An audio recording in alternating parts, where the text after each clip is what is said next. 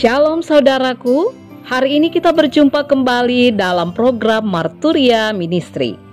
Kita mengucap syukur untuk berbagai kebaikan dan penyertaan yang kita alami dari waktu ke waktu oleh karena anugerah Tuhan. Berbagai kesempatan dalam berkarya dan juga bagaimana menikmati cinta kasih Allah, bahkan membagi bersama dengan orang lain, pastinya merupakan kebahagiaan tersendiri bagi kita.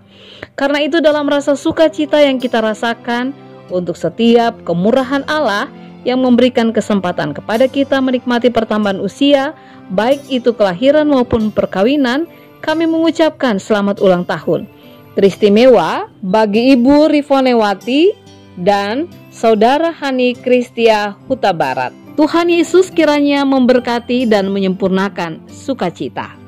Hari ini firman Tuhan akan menyapa kita kembali. Kita akan membaca dan merenungkan firman Tuhan. Namun sebelumnya mari kita berdoa.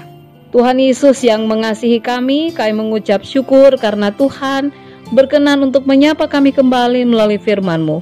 Tuntunlah kami dengan roh-Mu yang kudus agar kami mengerti dan dapat memaknai firman Tuhan dalam hidup beriman kami. Di dalam nama Tuhan Yesus kami berdoa. Amin.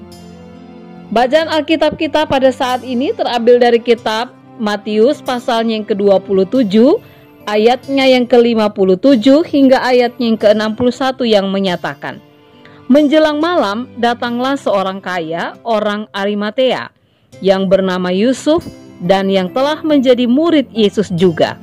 Ia pergi menghadap Pilatus dan meminta mayat Yesus. Pilatus memerintahkan untuk menyerahkannya kepadanya. Dan Yusuf pun mengambil mayat itu, mengapaninya dengan kain lenan yang putih bersih, lalu membaringkannya di dalam kuburnya yang baru, yang digalinya di dalam bukit batu. Dan sesudah menggulingkan sebuah batu besar ke pintu kubur itu, pergilah ia.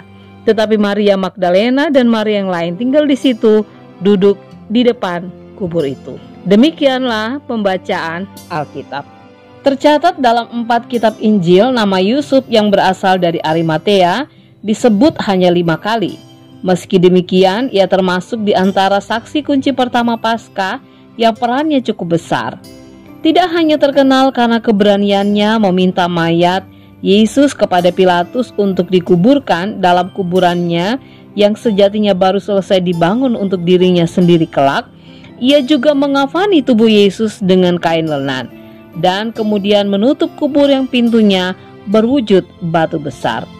Menurut tradisi, Yusuf Arimatea adalah seorang pedagang kaya dan seorang anggota majelis besar yang terkemuka. Ia dikenal sebagai orang yang menantikan kerajaan Allah seperti yang Yesus janjikan. Suaranya sebagai anggota majelis besar tidak cukup berpengaruh karena kalah jumlah untuk mewujudkan ketidaksetujuannya menghukum Yesus. Karena itu yang bisa ia lakukan hanyalah menunjukkan penghormatan sang guru dengan memberikan makam pribadinya agar tubuh Yesus mendapatkan perlakuan yang pantas. Keberanian Yusuf dari Arimatea menjadi satu hal yang penting dalam peristiwa kematian Yesus. Apa yang dilakukan oleh Yusuf menjadi sebuah pembuktian bahwa Yesus benar-benar mati dan bukan hanya mati suri. Yusuf mungkin tidak pernah berpikir bahwa tindakan yang dilakukannya akan sangat dihargai karena ia memberikan dirinya menjadi bagian dalam sejarah penyelamatan manusia. Saudaraku, apa yang perlu kita renungkan melalui kisah ini? Hal yang perlu kita ingat adalah Allah berkenan memakai siapapun untuk menjadi bagian dalam rencananya. Jika biasanya kita mendengar atau membaca bahwa orang yang sederhana atau terbatas dipakai oleh Allah, maka bacaan kita memberikan kisah bahwa Yusuf seorang yang kaya memberikan apa yang dimilikinya untuk Yesus.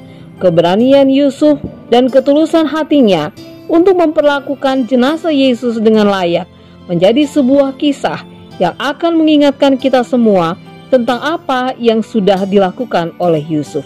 Pertanyaan buat kita adalah, apakah kita juga siap untuk menjadi pribadi yang berani dan tulus hati? Keberanian dan ketulusan hati merupakan sikap yang sangat penting untuk menyatakan iman percaya kita.